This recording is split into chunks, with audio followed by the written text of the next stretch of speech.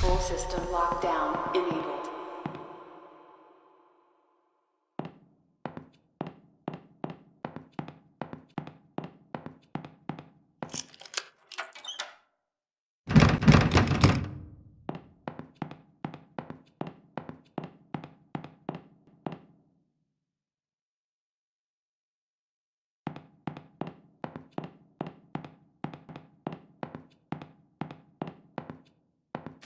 Ever since my first day working here, I've felt a little strange. Now, after what happened that day, things seem to be getting even stranger. I'd even go so far as to say creepy. I've been an embalmer for years now, and I'm very passionate about my job. I've always felt comfortable with what I do, so it's pretty unusual that I feel this way. 2 of my colleagues have died. I had to embalm them both. However, grief can't explain this feeling. Up until just 4 days ago, I hadn't even known about the history of this funeral home. I already knew that it was ridiculously old, but what I didn't know is that it allegedly harbors some kind of powerful aura which traps and torments the spirits of people who have died in a state of grief or fear, and have at some point been associated with the building in one way or another. These associations apparently include those occurring post-mortem, such as embalmings and funerals.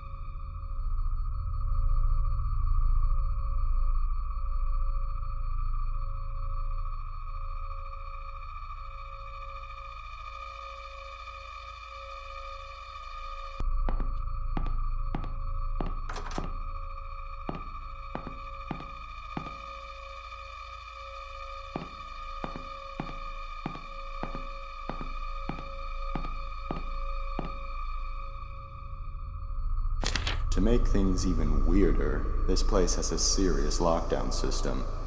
Yesterday was the first time I've ever seen it used, and many of the workers, including myself, were ordered to wait in the family room until the situation was taken care of. No one I've spoken to about it knows why it was done, or at least they won't say. All I know is that these safety glass windows and electronic gates appear to be designed for keeping things in rather than out. I was the first responder that day.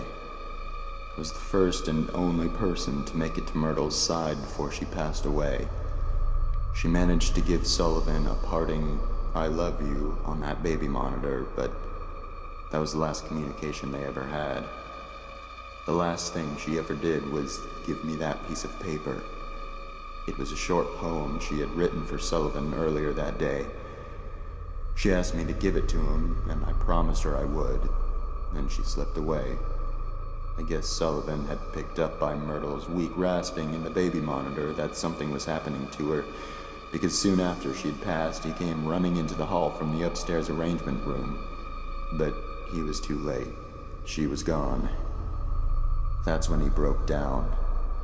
I'd never seen him show so much emotion towards Myrtle before. Then, of course, the rest happened. I'll keep my promise, even now. It's all I can do for my dear friends.